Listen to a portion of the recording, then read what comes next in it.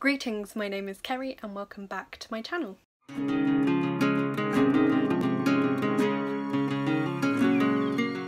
Today I'm bringing you my March stats wrap up, so to tell you about all of the stats to do with what I read in March, and I will also be going into my least favourite and most favourite book of the month as well. So I'm just going to get into it. If you want to know a bit more about why I've switched to this, I will link my February stats video for you. I explain it a bit in there. In March I read a total of 10 books, which is pretty good considering I was completely back at work for all of March, so my amount of reading time had dropped from what I had in February. In March I finished a few books that I'd started earlier in the year and had taken me a little while to get through, but then also for the last 2 weeks now I've been working from home, so that has given me a little bit more reading time, although tending to not find it very easy to concentrate still on reading in the evening, so I have been doing a little bit more in the last week now that I'm a bit more used to working from home. So I read 10 books, 10 different authors.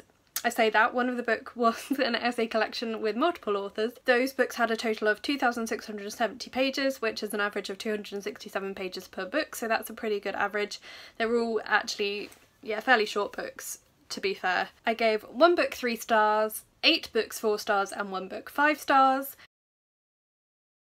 Yeah, there was one book that I read in one sitting and a couple of books that I read in a couple of days, but the book that took me the longest took me 90 days to read, so that was one I got for Christmas that I started reading quite soon afterwards. It was a non-fiction book, so my average reading length for March was 23 days per book. That's not too bad really. The book that had been on my TBR the shortest, there were a couple of books that I picked up and started reading pretty much on the day I got them, so there were 3 books that was the case for, and then the book that had been on my TBR the longest had been on there for 912 days, so that made my average length on my TBR into 141 days. Referring back to my March TBR, 4 of the books I read were on that list, so that's a slight improvement from February. 2 of the books were on my February TBR that I had finished off in March, so that's within a happy region, if that makes sense. And then 4 books were not on the TBR at all. 1 because I started reading it a while back, 2 because they were library reserves that came in sooner than I expected, so I started reading them straight away, and the other one I just fancied reading it. So I mean, I'm fairly happy with all of that. In terms of where they came from, so 4 books were from my owned TBR, which is good to get that number down. 4 books were from the library and 2 books were new ones that I bought this year. At the start of March there were 558 books on my Goodreads TBR, and by the end of March this has gone down to 557, so it's only going down 1, but that's still better than nothing. And I did buy a couple of books because I'm stress buying books again at the moment. The fact that it's gone down at all is really, I'm quite happy about that. And then likewise my book death row started at 32 books at the beginning of March, and by the end of March that had gone down to 31, so again heading down, which is quite good. So I'm going to talk now about my book death row books that I was assigned on my TBR for March. Now the first one actually I'm going to mention was on my January TBR, which I have finally decided to DNF. So this is The God of Small Things by Arundhati Roy. I had read a bit in February and then I hadn't picked it up for a month at all. I didn't pick it up at all in March, and I can't keep pretending that I want to finish it because I clearly don't, or I would be reading it. So I got to about page 120 and DNF'd it. It's the sort of book that I think if I had been in the right frame of mind when I started reading it, I probably could have enjoyed it, but it just felt a bit heavy, a bit serious and a bit complex for what I was feeling in January. Content warnings for child abuse in here, particularly child sexual abuse, and I knew it was there, I knew it was going to happen, but when I actually read the bit, and I don't know if there was more, I just read one scene of it, and I found it really hard and I didn't want to read anymore after reading that. So I don't know, maybe in the future if I come across it in the library I might pick it up again another time, but for now it's being DNF'd and I'm going to unhaul it. Similarly, the 2 books that were my book death row picks for March didn't have a great reading experience with either of them. So the first one I tried to read was The Lottery by Beth Goobie. I managed about, I think maybe 20 pages of this, and I was actually really cross because I was really enjoying it. I was really enjoying the concept. So the idea behind this book is that at a high school there is a secret society of students called the Shadow Council who run things behind the scenes, and every year they pick one student from the student body in a lottery to be their slave for the year.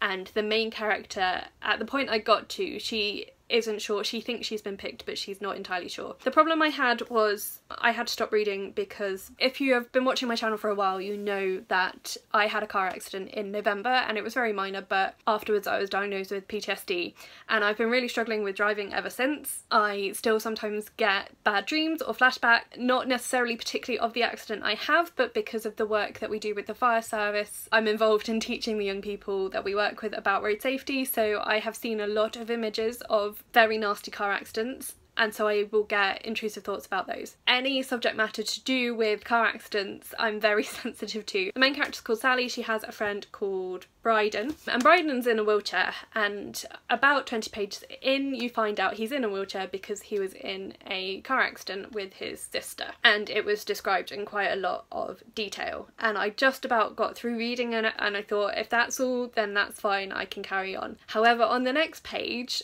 it explains why Sally is such good friends with him, because she has also survived a car accident which killed her father, and that again was described in intense graphic detail, and I had to stop reading. I couldn't carry on after that, and I just felt really sick, and I ended up watching Disney films the rest of the night because that was the only way I could distract myself from it. Even now, thinking back on how I felt at the time, I'm gonna have to put the book down.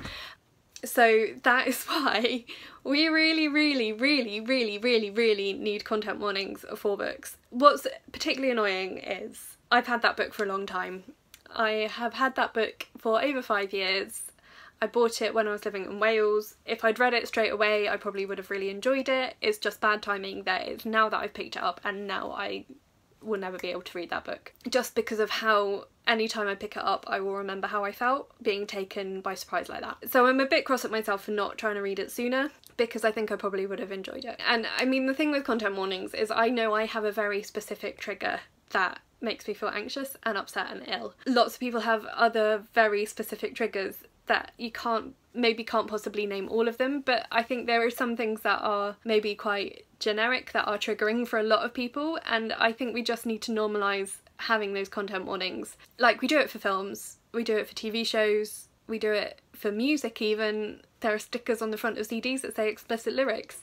So at least even if it doesn't go into, even if it hadn't said car accident, if it said graphic detail of injury, I would have at least been partially prepared. Anyway, I don't want to talk about that anymore.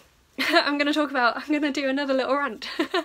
So the other book on my book death row was this one. This is The Queen's Sorrow by Suzannah Dunn. This was my first 2-star read of the year. I didn't finish this in March, I actually finished this yesterday, so we're at the beginning of April at the moment. And it was a solid 3 stars for most of the book. I've read another book by Suzannah Dunn last year, so I was fairly looking forward to reading this, although it went on to book death row because it is one of the lowest rated books on my Goodreads. Getting to the end of it I understand why. So the blurb and the title and the cover all suggest that this book is going to be about Mary Tudor. Mary Tudor does feature. She's a side character, so the main character, Raphael, has I think 4 interactions with her in the course of the book. It's shortly after she's come to power, and Raphael is part of Prince Philip of Spain's entourage that have come with him when he comes to England to marry Mary Tudor. And Raphael meets her by chance, but he doesn't have that many interactions with her, but her actions as queen shapes the plot of what happens to him and his associates,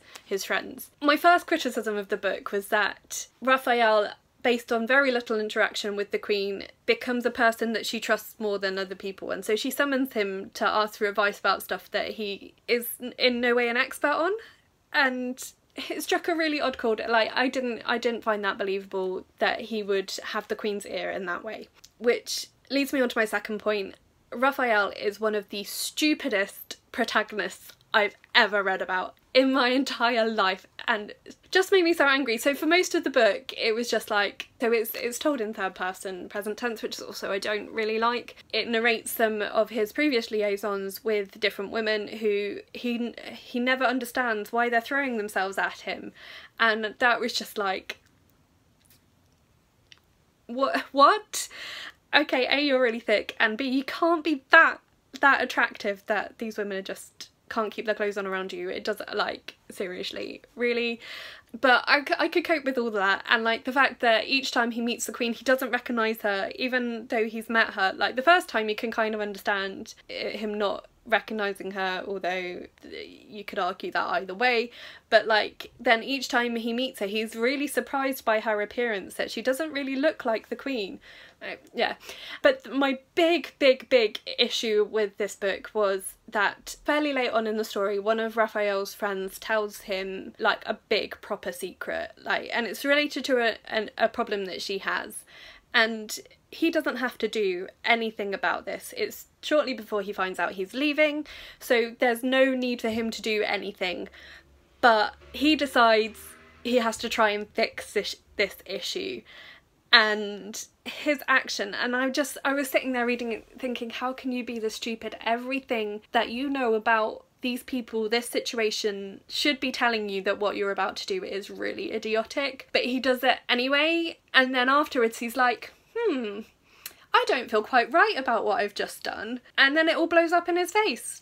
And I was just like, you didn't need to do anything. She wasn't asking you to fix anything for her, and you've just ruined her life. I was just like, it's really hard to explain it without going to specifics. If you want to know more, like, DM me on Twitter and I will give you, like, but I was so angry. I was so angry because why are men? Just seriously, if I compare the situation to my own experience of having mental illness, and sometimes people have wanted, when I've explained what has happened, people have wanted to try and fix me and give me advice about how I can fix my fear of driving, and like it's one of those things that, you know what, it's gonna take time, and I didn't need anyone to try and fix me or fix my problems or fix my brain. Like, I just needed time, and it's kind of like that, and I think that's why it made me so cross. Like, she trusted you with the biggest secret in her life and he essentially betrayed her. And then my other issue with it was that so much of the plot revolved around infidelity. There was just so much wrong with this book, so I fully understand why it had such a low rating. I will say The Lady of Misrule, which is the other Suzannah Dunn book I've read, was really good. This, I think, was one of her earliest books. The Lady of Misrule is one of her more recent books, and it's a lot better. I have another of her books here, The Sixth Wife. This had fairly mixed reviews on Goodreads as well, so I think this one is probably going to go onto Book Death Row now as a consequence of this one. Well, that was my 3 Book Death Row books. Let's go back to the stats now. So I read 1 ebook and then all the rest of the books were paperbacks. I read a wide variety of genres, so there was a couple of Christian non-fictions, another regular non-fiction, an essay anthology which was also non-fiction, and a memoir, so actually about half non-fiction this month. 2 contemporaries, 2 science fiction and 1 fantasy. 8 of the books I would class as being for an adult audience, and 2 of the books I would class as being for a children's audience. I read a variety of different publishers and 5 of them were indie publishers, so that was half the books I read, so I'm really happy with that. I'm actually doing really well on my indie challenge. For the authors, again they were mostly American and English, so it was 3 American authors and 4 English authors. There was 1 author who was Polish, so that counted for my Read Around the World, and another author who was British Ghanaian or Ghanaian British. I'm not entirely sure how she defines herself, but I know she was born in Ghana and that really influences the way she writes, so I also counted that for Read Around the World for Ghana because I didn't have a book already for that. And then one of the books was The Good Immigrant, so this was the essay collection. This was by 21 different Black, Asian and minority ethnic authors who live in Britain or have lived in Britain. So some of them were born and raised British but with obviously other cultures in their background, and some of them have come to the UK themselves as immigrants from other countries. So it was difficult. I've just put that down as multiple authors. And then in terms of author genders, again there was 1 which had multiple authors, so that was a mixture of gender identities. There were 3 by cis men, 5 by cis women and 1 non-binary author. Yeah, and you know, that's a good mix. I am still on the lookout for more non-binary authors and more transgender authors, so please do let me know of any that you'd recommend for me based on what you know about what I read. And then in terms of my challenges, I read 5 books, as I mentioned already, for the Indie Challenge, and 2 books for Read Around the World. I finished 1 Book Death Row book in March and DNF 2 others, as I've already mentioned as well, and then 3 books counted towards my Start on Your Shelf-a-thon. I didn't finish any series, so that's an area that I am lacking. And then in terms of author diversity, I read 4 books which had Black, Asian, minority, ethnic representation in terms of authors.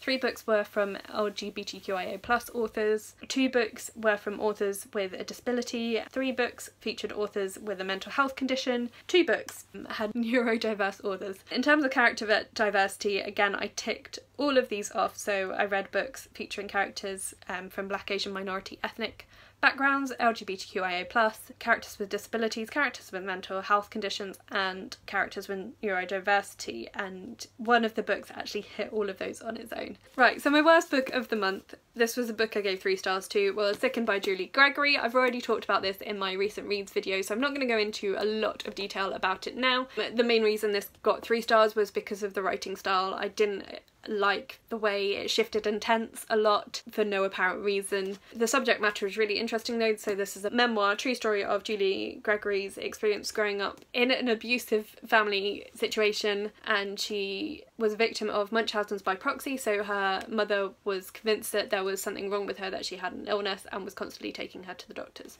So it was quite heart-wrenching in places, particularly when she talks about some of the treatment that she and some of the foster children that her family looked after received. Yeah, it wasn't unenjoyable. It was a very interesting subject, but not brilliantly written. The best book of the month, the only book I gave 5 stars to, was The 7 Deadly Sins of Women in Leadership by Kate Coleman. So my brother got me this for Christmas, and I started reading it soon afterwards. So this is Christian non-fiction, although I mean there is some specifically Christian content, but actually a lot of this would be applicable to any women in leadership. I think there's quite a lot that you could get from this even if you're not Christian.